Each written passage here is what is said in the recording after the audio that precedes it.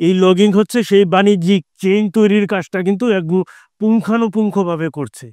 যে জায়গাটায় হচ্ছে যুক্তরাষ্ট্র উদ্বেগ, যে জায়গায় যুক্তরাষ্ট্র পিছিয়ে আছে। মার্কিন যুক্তরাষ্ট্রের 2023 সালে তাদের কংগ্রেসে একটা আইন পাশ করে যেখানে লগিং নির্ভরশীল বন্দর ব্যবহারে নিষেধাজ্ঞা দিয়ে দেয়। এই যে লগিং সফটওয়্যারটা, এটা হচ্ছে স্মার্ট পোর্ট এবং ডিজিটাল সিল্ক রুট বাস্তবায়ন করবে, যেটা হচ্ছে চীনের বেল্ট অ্যান্ড রোড ইনিশিয়েটিভের সাথে সরাসরি সম্পর্কযুক্ত।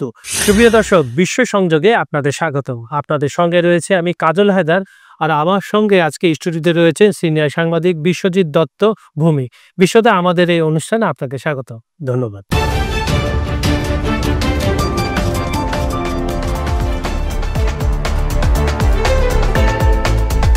চীনের একটি লজিস্টিক সফটওয়্যার যেটা নিয়ে যুক্তরাষ্ট্র মোটামুটি আপত্তি জানিয়েছে বলতে লাগে, এটা আসলে কি? আপনি কি বলতে চাচ্ছেন যে লগিং এর বিষয়ে? লগিং এর বিষয়ে যে আপনি ধরছেন যে এটা মূলত হচ্ছে জাহাজ ট্র্যাকিং থেকে শুরু করে তথ্য পরিবহনের যে ম্যানেজমেন্টটা দেখে। তো এটা তো আমরা সাদা চোখে, যদি আমি খালি চোখে দেখি তাহলে মনে হয় যে একটা সফটওয়্যার আপনার জাহাজ কোথায় যাচ্ছে না, পোর্টে কতগুলো জাহাজ আসছে সেগুলো মনিটরিং করা। তো এখানে যুক্তরাষ্ট্রের আপত্তিটা কথা, এখানে এমন কি আছে? আচ্ছা, তাহলে লগিংটা কি আসলে, এই জিনিসটা হচ্ছে জানার বিষয়ে। তাহলে লগিংটা কি, আমি যদি এক কথায় বলি, এটা লগিংটা নিয়ন্ত্রণ করা হচ্ছে চীনের পরিবহন মন্ত্রণালয়। এটা হচ্ছে পরিবহনে তথ্য ব্যবস্থাপনা, জাহাজ ট্রেকিং, হ্যাঁ, এবং বন্দর পরিস্থিতি। আচ্ছা, হ্যাঁ, এই তিনটা কাজ সমন্বয় করে হচ্ছে লগিং। এই লগিংয়ের অধীনে বিশ্বের 95টা বন্দর আছে এই লগিং সফটওয়্যার ব্যবস্থাপনা ব্যবহার করে বন্দর কার্যক্রম সহজীকরণের জন্য। আচ্ছা। আর এর মধ্যে মজার বিষয় হচ্ছে ইউরোপে কিন্তু আছে 31টা। ইউরোপে 31টা এবং এটি কিন্তু বড় বড় বন্দর, আমাদের চট্টগ্রামের চেয়ে অনেক বড় বন্দর। এই যে লগিং, এই যে আপনি বললেন ইউরোপের সাথে 31টা, তারপর 45টা, সব এদের সাথে কি চীনের কোনো বাণিজ্যিক চুক্তি আছে, না চীনের এই সফটওয়্যারটা তারা ব্যবহার করে? চীনের এই সফটওয়্যারটা তারা ব্যবহার করে তাদের সাথে কোনো মানে আপনি ব্যবহার করার সিস্টেমটা আমি আপনাকে বলি। সেটা হচ্ছে যে বন্দরে যদি যদি চীনা জাহাজ থাকে, রাইট, চীনা জাহাজ ভিড়ে, চীনা কন্টেইনার ভিড়ে, চীনা পণ্য আসে, তাহলে এই সব জিনিস হয়েছে ওই সফটওয়্যার দিয়ে আপনাকে ট্রেকিং করতে হয়। তো এই সফটওয়্যার এটা যে কিনে ব্যবহার করা, বিষয়টা কিন্তু এরকম না। তাহলে ঠিক আছে, জি জি জি, আপনার ব্যবসার সুবিধার্থে আপনার ব্যবহার করেন। এখন লগিং এর যে জায়গাটা, চীনের যে এই সফটওয়্যারটা, এটা একটা বিশেষায়িত সফটওয়্যার। কেন? সেইটা হচ্ছে যে এই সফটওয়্যারের কারণে, এই সফটওয়্যার হচ্ছে একদম স্মার্ট পোর্ট এবং, হ্যাঁ, কি বলে, ডিজিটাল সিল্ক রুট, যেটা হচ্ছে চীনের বেল্ট অ্যান্ড রোড ইনিশিয়েটিভের একটা ডিজিটাল পার্ট। তো এইখানে যে জিনিসটা হচ্ছে, এই সফটওয়্যারের মাধ্যমে আপনি যদি ব্যবহার করেন, তাহলে এই সফটওয়্যার দিয়ে আপনি কিন্তু সরাসরি চীনের কোম্পানির সাথে যোগাযোগ করতে পারতেছেন। সেখানে কোনো থার্ড পার্টির কিন্তু দরকার নেই। যদি কোনো থার্ড পার্টির দরকার না পড়ে, তাহলে পণ্যের দাম কিন্তু এখানে কমে যায়। কোনো পণ্য যদি সরাসরি কোম্পানি থেকে কেনা যায়, তাহলে সেইখানে কিন্তু দাম অনেকটা কমে আসে, কারণ থার্ড পার্টি থাকে না। এই যে লগিং সফটওয়্যারটা কিন্তু এই সুবিধাটা দেয়। আচ্ছা, এখন যেটা মনে হচ্ছে এই যে চীনের যে সফটওয়্যার, এটার হচ্ছে বৈশ্বিক বাণিজ্যে একটা প্রভাব নিশ্চয়ই পড়ে। এটা কি ধরনের ইম্প্যাক্টটা, কি ধরনের? লগিং যখন যেভাবে কাজ করে, সরাসরি ফার্স্ট পার্টির সাথে সেকেন্ড পার্টি বলতে এখানে কিন্তু ফরিয়া বা মধ্যস্বত্বভোগী না, সেটা হচ্ছে আপনার ভোক্তা মানে কি আমদানিকারক আর কি, সরাসরি। তো এই প্রভাবটা কিন্তু পড়ে। এখন এশিয়ান পাওয়ার ওয়াচ, যেটা হচ্ছে এশিয়া অঞ্চলের অর্থনৈতিক ক্ষমতা বিশ্লেষণ করে যে তারা কি বলে, যে লগিংকে হচ্ছে চীনের যে বাণিজ্যিক সক্ষমতা, এই সক্ষমতা অনেক গুণ বাড়ায় দিছে। কেন বাড়ায় দিছে? সেটা হচ্ছে কি, যে দ্রুত এবং সস্তায় বিভিন্ন দেশে পণ্য পরিবহনের যে সুযোগ, এই সুযোগটা সৃষ্টি করে দিয়েছে। কারণ হচ্ছে কি, আপনাকে মনে করেন থার্ড পার্টি হয়ে জাহাজ ভাড়া করতে হচ্ছে না, থার্ড পার্টি হয়ে পণ্য কিনতে হচ্ছে না। তো এইখানে তো একটা বড় অঙ্কের সময় এবং অর্থ দুইটাই কিন্তু সেভ হয়ে যায়। এই যে মানে এটা তো আপনার হয়ে গেছে কি, একদম একটা অটোমেশনের মতো, কিন্তু বিষয়টা কিন্তু অটোমেশনের মতো হয়ে গেছে, যে স্বয়ংক্রিয় ব্যবস্থাপনা। ফলে যেটা হচ্ছে যে এই যে সুযোগটা, হ্যাঁ, এই সুযোগটাই হচ্ছে মূলত হচ্ছে অন্যদের জন্য হচ্ছে মাথা ব্যথার কারণ হয়ে দাঁড়ায়। এটা যে ব্যবস্থাপনা এটা তো আজকে থেকে শুরু করে নাই, এটা কিন্তু একদিনে হয় নাই, সামনে আসছে 2 বছর বা 4 বছর আগে। হ্যাঁ, কিন্তু যেমন ধরেন যে এই বিষয়ে রাইস ইউনিভার্সিটি কি বলে, মানে বেকার ইনস্টিটিউট, যুক্তরাষ্ট্রের বেকার ইনস্টিটিউট হচ্ছে রাইস, আপনার টেক্সাসের যে রাইস ইনস্টিটিউট আছে, রাইস ইনস্টিটিউট সহযোগী প্রতিষ্ঠান। রাইস ইনস্টিটিউট, রাইস ইউনিভার্সিটি হচ্ছে যে ইঞ্জিনিয়ারিং এর জন্য পৃথিবীর সেরা 10টা বিশ্ববিদ্যালয়ের মধ্যে একটা। হ্যাঁ, এই রাইস ইউনিভার্সিটির সহযোগী প্রতিষ্ঠান হচ্ছে বেকার ইনস্টিটিউট। বেকার ইনস্টিটিউট তাদের যে প্রতিবেদন 2023 সালে প্রকাশ করেছিল, সেই প্রতিবেদনে তারা কিন্তু একটা জিনিস বলেই দিয়েছে, যে স্পষ্টই করেছে যে এই যে লগিং সফটওয়্যারটা, এটা হচ্ছে স্মার্ট পোর্ট এবং ডিজিটাল সিল্ক রুট বাস্তবায়ন করবে, যেটা হচ্ছে চীনের বেল্ট অ্যান্ড রোড ইনিশিয়েটিভের সাথে সরাসরি সম্পর্কযুক্ত। সেই ক্ষেত্রে, হ্যাঁ, সেই ক্ষেত্রে এটা হচ্ছে কি একদম অর্থনীতির, চীনের অর্থনীতির সাথে যে তাদের যে বাণিজ্যিক অংশীদারগুলা, তাদেরকে একদম সরাসরি প্রভাবিত করে। এটা হচ্ছে বেকার ইনস্টিটিউটের অভিযোগ। আর তারা কিন্তু আরেকটা অভিযোগ আনছে, যে সেটা কিন্তু আপনার সামরিক ইয়েও করা যায়, ব্যবস্থাপনা, মানে ব্যবস্থাপনা বলতে যাচ্ছি যে অস্ত্রের, যে অস্ত্র পাঠানো কোনো দেশে, অস্ত্র কেনা বেচা, এই পর্যন্তও করা যায়।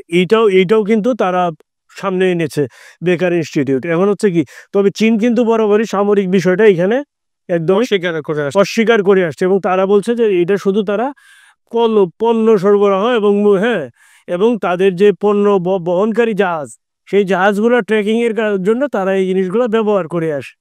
তো এই ক্ষেত্রে যুক্তরাষ্ট্রের এই জিনিসটা তারা কিন্তু সরাসরি নাকচ করে দিয়েছে। হ্যাঁ, আর এখন যেটা হচ্ছে যে বৈশ্বিক বাণিজ্যে এটার প্রভাব কিন্তু ব্যাপক। একটা কোশ্চেন, আপনার কোশ্চেন ঠিক না, আমি ওই যে রিপোর্টটা দেখছিলাম যে লগিং, আপনার মনে করেন Pakistan, Kenya, Greece, Ethiopia, Europe, মানে কোনো দেশ বা মহাদেশ তো বাকি নাই না, মোটামুটি তাদের এই সফটওয়্যারটা ইউজ করে। তার মানে আপনি যেটা বলছিলেন যে সস্তা এবং খুবই যেটাকে বলে কার্যক্ষমতা হাই লেভেলে, এই কারণে নিশ্চয়ই এসব দেশে এইগুলা ব্যবহার করতেছে। আচ্ছা, এখন তাহলে চলে যায় বৈশ্বিক যে বাণিজ্যিক প্রভাব, এটা নিয়ে আমেরিকা বেশি উদ্বিগ্ন, সেটা সেটা নিয়ে যদি দেখেন, আপনার পণ্য থাকলেই হবে না, পণ্যের চেয়েও গুরুত্বপূর্ণ হচ্ছে বাণিজ্যিক চেইন তৈরি করা। এই লগিং হচ্ছে সেই বাণিজ্যিক চেইন তৈরির কাজটা কিন্তু একদম পুঙ্খানুপুঙ্খভাবে করছে। যে জায়গাটা হচ্ছে যুক্তরাষ্ট্র উদ্বেগ, যে জায়গায় যুক্তরাষ্ট্র পিছিয়ে আছে, এই পিছিয়ে থাকার কারণেই কিন্তু যুক্তরাষ্ট্র এটা বারবার ইয়ে করছে। হ্যাঁ, এবং এই লগিংকে লগিং যাতে যারা ব্যবহার করে, যে অনেক দেশ ব্যবহার না করে, এবং এই লগিং থেকে যাতে বেরিয়ে আসে, এর জন্য কিন্তু যুক্তরাষ্ট্র বিভিন্ন পদক্ষেপ নিয়েছে। হ্যাঁ, হ্যাঁ, সেটা সেই বিষয়ে সেটা একান্ত যুক্তরাষ্ট্রের বিষয়। হ্যাঁ, যেটা হচ্ছে, কিন্তু চীন হচ্ছে যে এই বিষয়টা নিয়ে তারা তাদের মতো করে কাজ করছে, এবং তারা বারবারই যুক্তরাষ্ট্রের যে অভিযোগ, সেই অভিযোগকে কিন্তু অস্বীকার করে আসছে। এবং পশ্চিমা দেশগুলো, হ্যাঁ, পশ্চিমা দেশগুলো কিন্তু মনে করে যে বৈশ্বিক বাণিজ্যে যে প্রভাব বিস্তার করা, এই প্রভাব বিস্তার, হ্যাঁ, কৌশলগত হাতিয়ার হচ্ছে এই লগিং। তবে এটা কিন্তু অস্বীকার করার কিছু নাই। আপনার আপনি যে মার্কিন যুক্তরাষ্ট্রের কথা বললেন, মার্কিন যুক্তরাষ্ট্রের 2023 সালে তাদের কংগ্রেসে একটা আইন পাশ করে, যেখানে লগিং নির্ভরশীল বন্দর ব্যবহারে নিষেধাজ্ঞা দিয়ে দেয়। তখন সেই সম্বন্ধে চীন বলছিল, এতে বলে নিরাপত্তার হুমকি দোহাই দেয় এমন পদক্ষেপ পুরাতন রাজনৈতিক কৌশলের একটি উদাহরণ। মানে চীনটা আপনি বলছেন বরাবরই প্রতিরক্ষার যে ভয় পাচ্ছে, সামরিক নজরদারি, এগুলো তো অস্বীকার করে আসে, কিন্তু মার্কিন যুক্তরাষ্ট্র 2023 সালে এটা আইনি করে দিচ্ছে, নিষেধাজ্ঞা যে ব্যবহার তারা করবে না। আমরা যেটা জানি যে ভবিষ্যতের যুদ্ধটা এখন থেকে যেটা হচ্ছে বাণিজ্যিক যুদ্ধ, সেখানে সবসময় যুক্তরাষ্ট্র এবং চীনের মধ্যে একটা প্রতিযোগিতা থাকে, কে কাকে টেক্কা দিয়ে এগিয়ে যাবে। তো এই যে লগিং যে প্ল্যাটফর্ম, এটা কি চীনকে আগিয়ে রাখছে অর্থনৈতিক ক্ষেত্রে? অবশ্যই এগিয়ে রাখছে, যেহেতু আপনার পণ্য পরিবহন এবং সক্ষমতা, হ্যাঁ, যে পণ্য পরিবহন এবং বাণিজ্যিক সক্ষমতা, পণ্য পরিবহন থেকে শুরু করে পণ্য উৎপাদন, যদি পণ্য পরিবহন যদি সুন্দর হয়, তাহলে তো উৎপাদন বাড়বে। আপনি জিনিসটা বোঝেন, পণ্য পরিবহন যদি সুগম হয়, তাহলে উৎপাদন বাড়বে, বন্দরের সক্ষমতা বাড়বে, সব কিছুই কিন্তু বাড়বে।